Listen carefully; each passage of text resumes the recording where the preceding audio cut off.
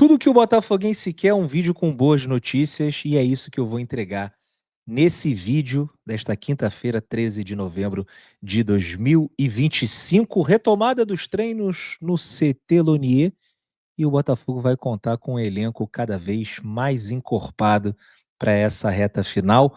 Boas surpresas, bons retornos no radar do Glorioso, pensando nessa partida contra o Sport, terça-feira que vem, no estádio Newton Santos. Vamos falar da vantagem para o oitavo lugar, que permanece intacta com o empate do Atlético Mineiro em casa contra o Fortaleza, numa noite iluminada de Daverson. O banner está na tela para você chegar junto com o like, é muito importante. Todo vídeo que você assiste do Setor Visitante, chega junto com o like, inscreva-se no canal e também tem o clube de membros. A partir de R$ 5 vocês ajudam bastante. Como é que faz para virar membro do Setor Visitante?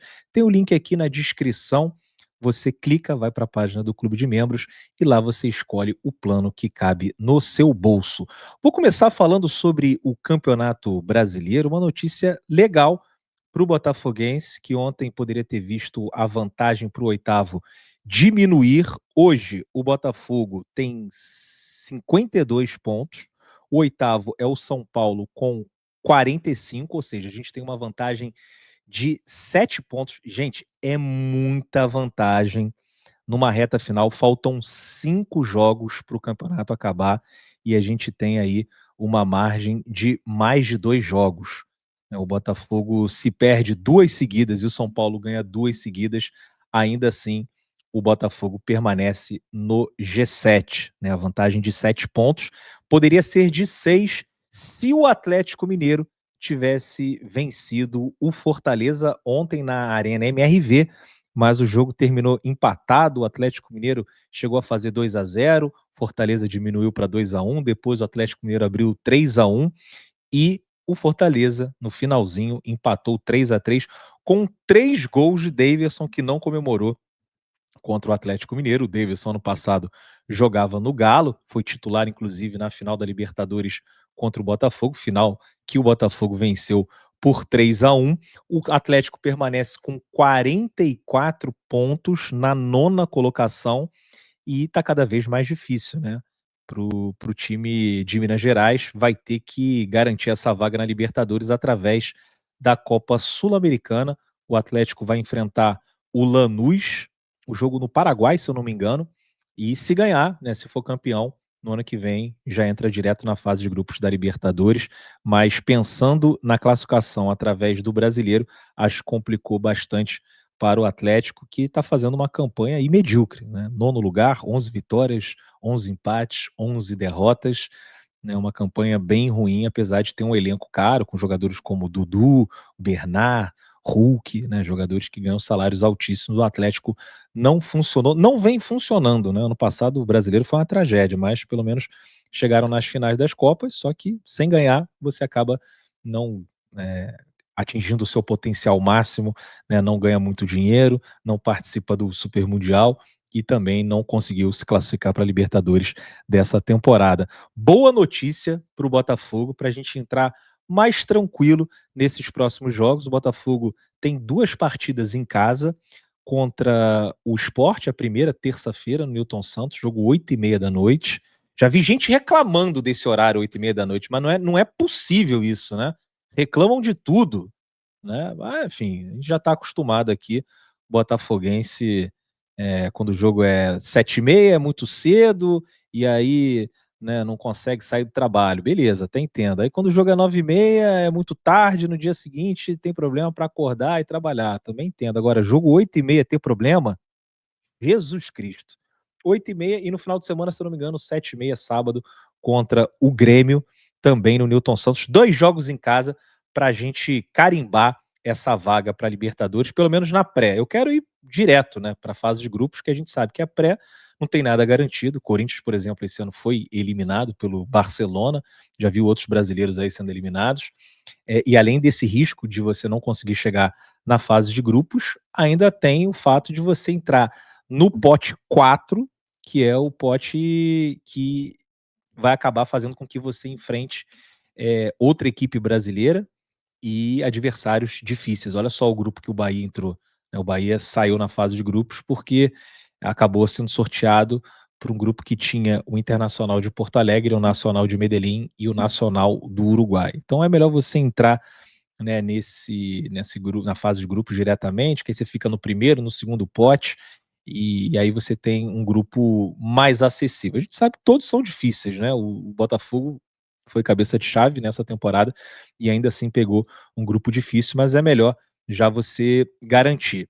E hoje o Botafogo volta aos treinamentos no CT Lonier, né? O time ganhou 3 dias de folga depois do empate lá em Salvador, então os jogadores tiveram tempo aí para esfriar a cabeça, né, esquecer um pouco de futebol, passar um tempo com a família, com os amigos, viajar, passear, enfim, acho bacana, né? Agora a gente tem tempo suficiente para essa preparação para o jogo contra o Sport. A gente vai treinar quinta, sexta, sábado, domingo, segunda e o jogo na terça-feira, ou seja, são 5 dias de treinamento. De repente rola uma folga no domingo, 4 dias, acho que é suficiente. O time, pelo menos nessas últimas rodadas, esses últimos jogos, né, acho que fez por merecer. Então a gente já começa, né, a pensar, a trabalhar, pensando nessa retomada. São 5 jogos, agora não tem mais data FIFA, um jogo seguido do outro até o final, quarta, domingo, quarta, domingo, quarta, domingo, naquela loucura, aquela batida que vocês já estão acostumados, e essa é a primeira data FIFA que o Botafogo não teve jogadores importantes convocados. Eu falo importantes porque o Lor foi convocado para a seleção do Equador, mas jogadores que vinham aparecendo nas listas das suas seleções, como por exemplo o Vitinho e o Savarino, não vão participar dessa data FIFA. O Savarino foi desconvocado, o Vitinho não chegou a ser convocado, mas o Savarino, Jefferson Savarino, o atleta venezuelano, foi convocado e depois cortado por conta desses compromissos do Botafogo, o que é uma ótima notícia. A gente às vezes fica, né, feliz que o jogador foi convocado, e acho que tem que ficar feliz porque é uma valorização, o atleta também fica contente, mas a verdade é que o Botafogo perde tempo para fazer com que esses atletas se entrosem. Então, no momento em que a gente percebe que estamos muito perto de um match, né? O Botafogo está muito perto de um match desse trio de meias com o Savarino por dentro, o Santos na direita e o Tuco pela esquerda. Seria ruim se o Savarino nessa semana tivesse treinando com a seleção venezuelana e o Botafogo tivesse que optar por uma outra formação nos treinamentos, né? Imagina que a gente fosse jogar contra o Sport, mesmo que o Savarino conseguisse pegar um avião e chegasse a tempo para jogar contra o Sport, né? Vamos pensar desse jeito. O Botafogo ia estar treinando essa semana muito provavelmente com o Santos por dentro, ou o Tuco por dentro, o Santos na esquerda e o Arthur na direita, ou o Santos na direita, o Tuco por dentro e o Jefinho pela esquerda. Então é um time que treina de um jeito e ia acabar jogando de outro, pensando num time que ainda não atingiu o seu melhor potencial, né, o maior potencial. Esse time do Botafogo, é fundamental que esses caras estejam juntos durante esses treinamentos, né, que são raros durante a temporada, é muito jogo, e normalmente os times têm pouco tempo para ficarem ali no centro de treinamento, né, podendo fazer recuperação, podendo é, criar novas estratégias, novos planos de jogo. Então essa desconvocação do Savarino, ela é muito importante, né, para o Botafogo pensar em atuações melhores, em atuações, sobretudo, mais regulares nessa reta final. E o Botafogo vai ter também o elenco mais encorpado com as possíveis voltas de Jordan Barreira e Montoro à relação dos jogos, né? Eles passaram pela fase 1 de transição, agora vão para a fase 2, e é provável que os atletas já sejam relacionados para esse jogo contra o Sport na próxima terça-feira. Se não for contra o Sport, contra o Grêmio, certamente Jordan Barreira e o Álvaro Montoro estarão relacionados, uma informação do GE, né? E assim, não podia ter o melhor momento para isso, né? O time começa a crescer, a gente começa a ver algumas boas atuações contra o Vasco durante os 90 minutos, contra o Vitória 45 minutos, e acho que contra o Vitória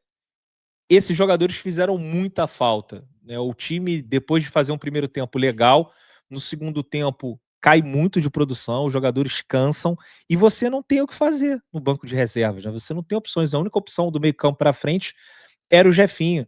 Então, a partir do momento que o Savarino começa a cair de rendimento, você pode colocar o Montoro. A partir do momento que o Tuco Corrêa começa a cair o rendimento também, você consegue colocar o Jordan Barreira. E o Botafogo não tinha isso. Não tinha nem o Arthur Reborn nesse banco de reservas contra o Vitória. Então, para essa reta final, eu estava com muito medo pela falta de opções ofensivas que o Botafogo tinha, né? O Botafogo perdeu o Natan, o Botafogo perdeu o Matheus Martins. Ah, mas Depp, esse não estava jogando nada. Meu irmão, é um cara com as pernas mais frescas para você colocar no segundo tempo, né? Quando o time cansa, você coloca um cara desse que de repente até não está muito bem, mas pode conseguir um drible, um cruzamento e o atacante faz um gol, ou ele mesmo pode, né, num drible, finalizar e fazer um gol. O Botafogo não tinha ninguém, a gente tinha que recorrer à base, a gente também não tem base. O único que teve oportunidade ali do meio para frente foi o Kadir, que ainda é um jogador que está muito verde, né? A gente nota que ele precisa ainda de um tempo de sub-20 para conseguir evoluir, então é uma notícia muito boa, e nem todo mundo está no mesmo patamar, né? Eu falei que o Kadir precisa de mais jogos como sub-20 para evoluir. Os dois jogadores que estão voltando são sub-20. O Montoro, mas que já tinha uma bagagem de jogar até Libertadores com a camisa do Vélez Sarsfield, e o Barreira, que teve pouco tempo aqui no Botafogo, se machucou bastante, jogou apenas 5 minutos contra o Corinthians, mas esse Mundial Sub-20 fez muito bem para o jogador colombiano, que foi eleito um dos destaques da competição pelo jornal Marca. O técnico da seleção Sub-20 ele falou o seguinte, ó: eu disse uma coisa ao Jordan: se ele treinar em alto nível, ele pode ser o melhor jogador da história do futebol colombiano, porque ele é um garoto que tem muito talento, que tem o último passe, que pode jogar como volante, ponta, armador, meio-campista criativo. Ele vai ser o melhor do futebol colombiano se treinar nesse nível, de poder jogar em qualquer uma das posições. Mas se treinar como um meia criativo típico, ele vai vai provavelmente acabar jogando no nosso país, na seleção do país, né? Se treinar e se esforçar, porque tem um biotipo físico impressionante, acho que pode aproveitar ao máximo sua qualidade. Então, vê que é um jogador que já está num nível, né, de formação acima do Kadir, talvez um pouco abaixo do Álvaro Montoro, mas que tem que ser aproveitado nessa reta final, porque tem um futuro promissor pela frente, né? Então eu estou muito empolgado com esses retornos, tanto do Jordan Barreira quanto do Álvaro Montoro, para dar um upgrade nesse banco de reservas do Botafogo, que estava muito pobre de opções ofensivas. Galera, mais uma vez vou pedir para vocês deixarem o like, inscrevam-se no Setor Visitante, vamos fazer o canal crescer cada vez mais. À noite tem Madraga, eu volto aqui para a gente falar sobre Botafogo. Golcase, parceira do Setor Visitante, tem vários produtos em promoção.